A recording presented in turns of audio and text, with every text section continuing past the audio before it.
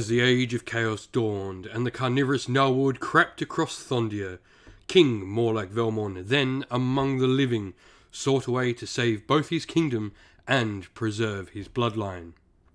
The cursed tyrant's crown ensured that he and his sons would rule the realm forever. However, upon placing the cursed crown upon his head, he and his sons were both killed and brought back to life as deadly wights of the undead in service to the god Nagash. At the tumultuous core of the word hollow, a tumult of change magic is amassing, pregnant with possibility. This tantalizing well of power has attracted warbands from all over the mortal realms, each hungry to exploit it for their own ends. Foremost amongst these meddlers is Ephilim's Pandaemonium, a congregation of Zinchian demons led by Ephilim, the erstwhile apprentice to a powerful gaunt summoner. A keen demologist, Ephilim has plucked many rare creatures out of the ether to do their bidding, some with far too many mouths, some with far too many legs, and disturbingly some with still no legs at all. Today's battle report is a Warhammer Underworlds Rivals game. We are going to be pitting the Sons of Velmorn played by Luke versus the Ephilim's Pandaemonium played by Stephen. Alright, so the table is all set up. At the back here we have King Morlach Velmorn and Sir Jedrin Folksborn. We then have Thane fourth and last in the centre there, and at the front we have Marshal Falk Velmorn and Helmar the Hewer. We then have Spinemore, we have the Lamprey, what is it called? Starfish, whatever it is. The weird change dude, I forget what their names, they're all weird. And then we have Kindlefinger, that's right. And then of course Ephilim at the back there. So we're going to roll off for priority for turn 1. Alright, so this is for the Sons of Velmorn. I got support, 2 double supports. What do you get? If you got a crit in there, you got a crit. So Ephilim will get the first turn. So before that begins, we're going to do his cool thing. So first of all, inspire one of your fighters. That is one of your changes. You then have to put a stagger token on one of your changes. Putting on Spindlefinger. You then have to put a guard token on one of your changes. And then you must push the last one. And so pushing into that. So that is before the turn begins. So let's go into turn 1 for the Zinch Menagerie. Alright, so to begin the game, you're just moving over Ephilim at the back there. So that'll be your first activation. Alright, you're then playing Extra Teeth, +1 dice and cleave for the first range 1 or range 2 attack action made by a friendly fighter in the next activation step. Cool. I'll then play Imperious Will. I give my leader 1 command token and 1 guard token. Alright, so for my first activation, I'm then going to declare a charge with Thane fourth and last. I'm going to be using this as a reaction. Decapitating Blow. I play this during a friendly fighter's attack action. After I declare the attack action step, and the attack action has cleave on it now. But if the attack action results in a critical hit and takes out the target, I'll gain an additional spent glory point. Alright, so Thane fourth and last, and we got a crit in there. And Crossswords is also a hit on top of that. Shield you can't use because it's got cleave. And you don't get it anyway. Alright, so that does take you out. That means not only will I get the spent glory for killing you, I get 1 unspent glory due to the normal game rule.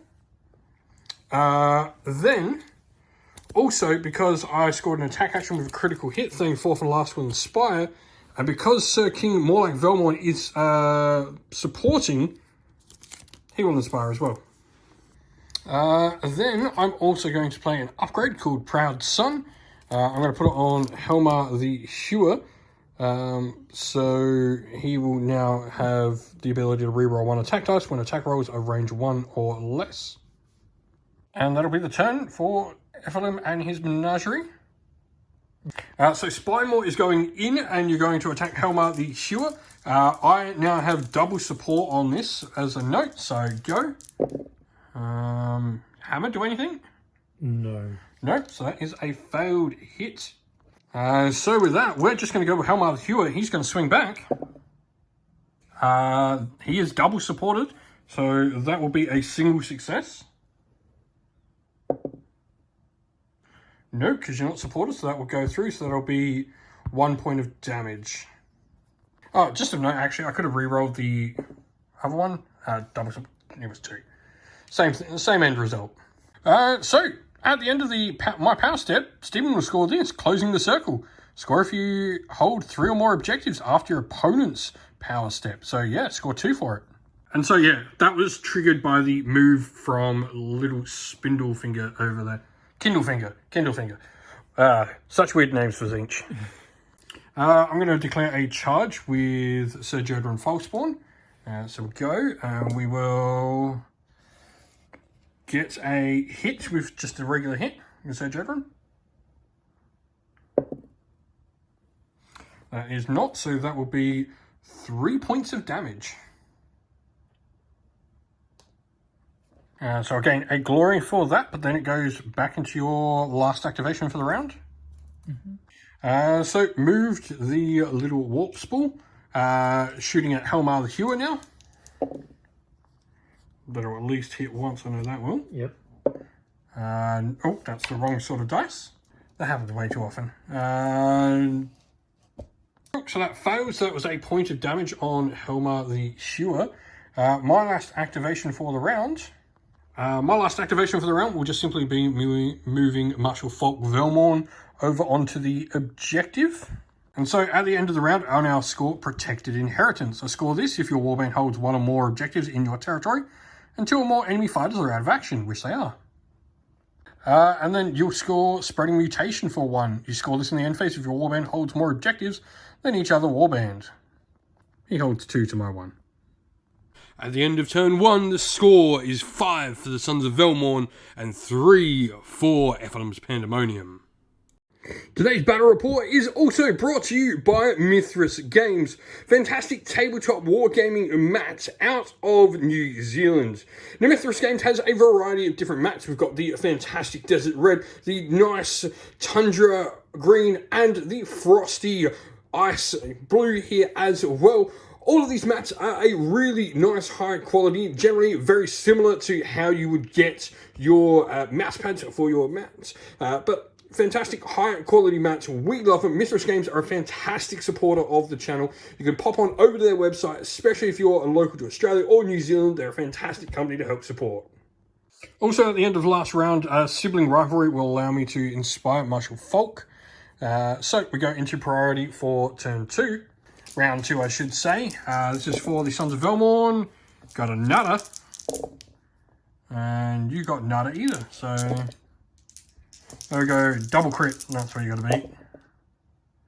Nope. So Sons of Velmorn will get the rounds. So top of the round, first of all, inspire one of your minions. One of your changes. And because that's your second one, Ephilim will immediately inspire. And because it's the last of... Well, no one else can inspire, that is everyone. So you then put the stagger token. And then your guard token. Guard. Wait, no guard token, yeah, ends at number 2, so just a stagger. So that will go into the Sons of Velmorn first activation. So first of all, it's just activating King Morlake Velmorn. He, because he's activated, will now put a command counter on himself, which makes him count as supporting all the different Graveguard. Also, just removing the charge counters from last round, as I should.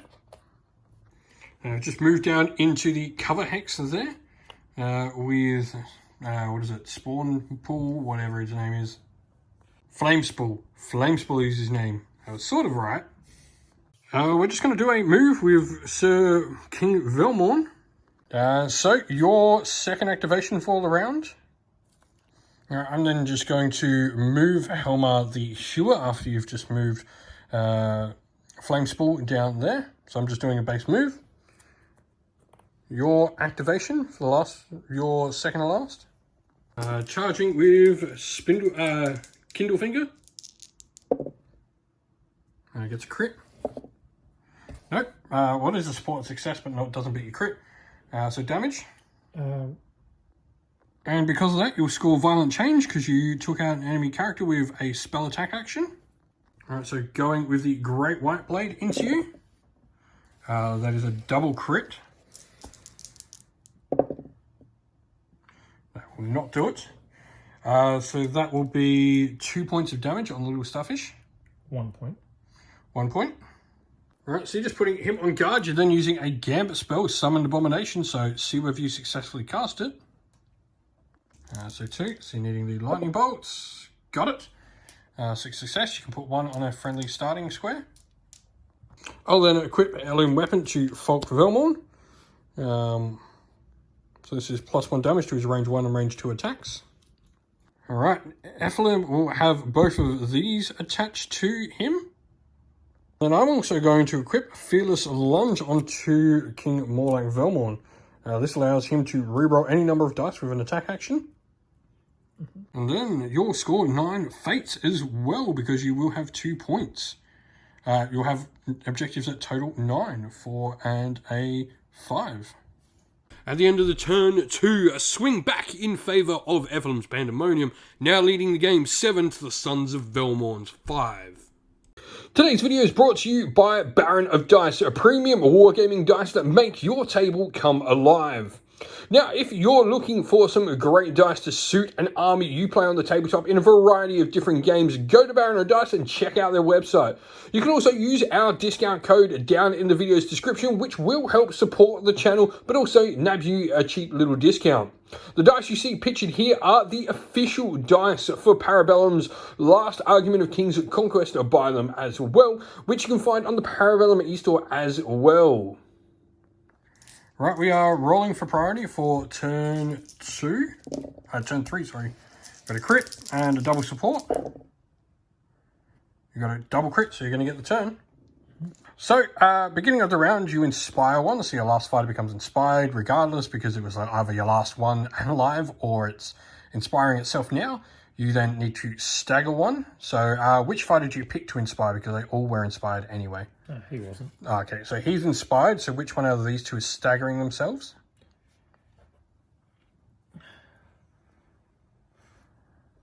And then he'll obviously have a guard token then. And so a guard token there. So your first activation.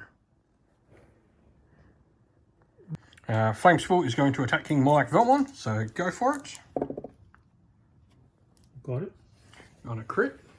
On a crit and a... Crit and a success, so I got a double crit, stop it. Thane Inspired will be targeting you, so you are staggered, so I'm going to reroll, or hammers actually. Oh no, it can reroll a hammer because it's not a success for me, and so just a crit. So you need a crit on these. Please do not. Nope. So you take the damage and die. So I will now score Regal Riposte because I have immediately taken out a friendly fighter with an enemy fighter with an attack action, and I have no charge tokens on my friendly fighter. And you're going to score this for Callous Manipulation. So you've moved Nephilim. He's going to shoot at Thane. You are getting a bonus dice with your magic because you're within 3 of one of your little changes. So got it, and yep, I can't stop it. Damage? 2. 2. So King Morlach Velmorn will go with his Battle for Toonblade, and that'll be a double hit. That won't succeed, so that'll just be 3 points of damage. So I will immediately score Martial Lord because my leader's attack action took out a target. So you're going to equip both of these to the Stairfish. Alright, so we've then made a charge with Martial Folk Velmorn. So Folk now rolls 2 dice instead of 3 for his attack. Gets a crit. So your defense roll for him. Not going to beat the crit. So I am +1 damage, so that's 3 damage onto him. So I'm then going to use this ploy called Spike of Terror. So you now have to choose 2 of these abilities. I choose 1 enemy fighter within 2 X's of 1 or more friendly fighters, which you are within 2 of Thane there. Now you have to choose 2 of these abilities. They're not good for you, but you get to choose 2 of the 3. I can either put a move counter on you, which would stop you from charging. I can choose to stagger you, or I can move you 1 hex. I get 2 of these effects, so which 2 can I do? So you've chosen to take the stagger and the move token. Smart, because if you didn't pick the stagger, I would have moved you to stagger you as well and got all 3. So, Ephilim's going to magic attack Thane. She can't do any charges, so will succeed. No, So fails. Alrighty. And so my last activation for the game, I'm just moving Thane fourth and last. That'll be me done. Is there anything you can do in your last turn? Attack him. Attack him, cool.